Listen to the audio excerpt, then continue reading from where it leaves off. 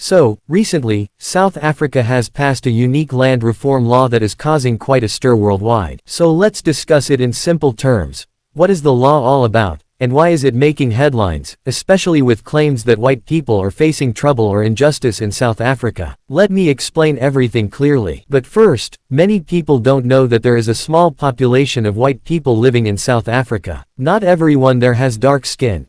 And to understand South Africa's Expropriation Act of 2024, we need to look at the history behind this law. See, South Africa was colonized by the Netherlands and the British for a long time. During this colonial period, native South Africans were severely discriminated against because of their skin color. Sadly, this issue still persists in many countries, where people are discriminated against based on their skin color, whether they are darker or lighter. This is a universal problem, not limited to just one country. But during South Africa's colonization, European settlers made this discrimination legal, and it was horrific. Europeans carried out many atrocities against native South Africans, which I cannot even detail here. This period, known as the apartheid era, was when the government passed discriminatory laws that separated people based on race. The white population enjoyed more rights and privileges, while non-white people, particularly black South Africans, were treated unfairly and oppressed. They were forced to live in separate areas, use different public facilities, and were denied basic rights like voting. Apartheid officially ended through protests, international pressure, and the efforts of leaders like Nelson Mandela. This is all well documented in history.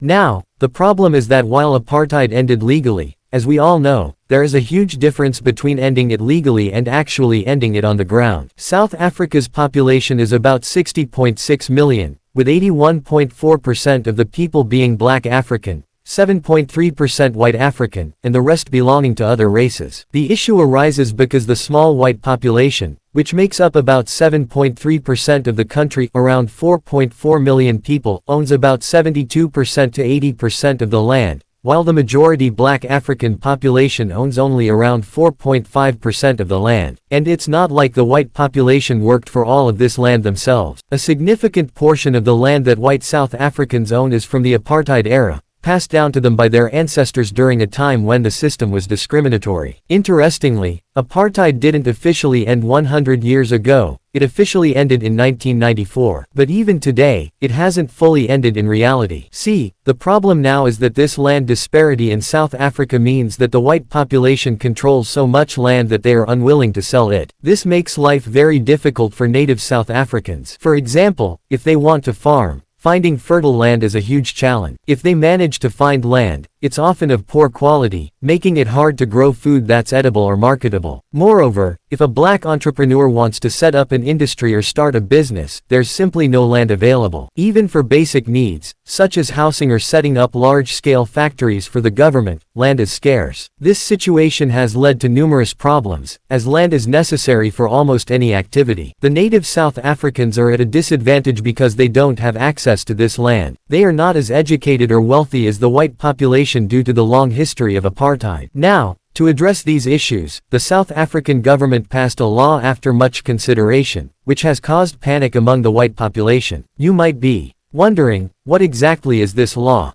The law is South Africa's Expropriation Act of 2024, which gives the government the power to purchase land from South Africans in exchange for money, and in some cases, the government can take land even without paying. This can happen in cases like land held for speculative purposes, abandoned property, indebted land, or land posing a risk to public health and safety. The South African government says that the Expropriation Act is important to address past wrongs and to make land distribution fairer. President Cyril Ramaphosa has emphasized that the law is not about taking land unfairly, but ensuring that everyone has fair access to land. For example, land could be taken for building schools or roads. However, this law is controversial.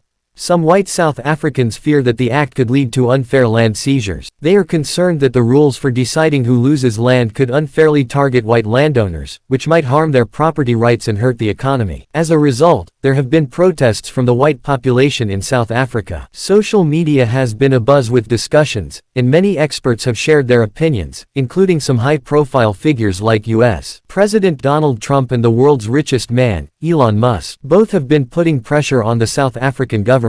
Recently, Trump issued a threat to South Africa, stating that the country shouldn't pass laws that are anti-white. In response, South African President Cyril Ramaphosa categorically replied, saying, "We will not be bullied." Additionally, U.S. Secretary of State Marco Rubio, who is now the new U.S. Foreign Affairs Minister, announced that he would not attend the G20 summit this year in South Africa due to this law. He claims the law is anti-American.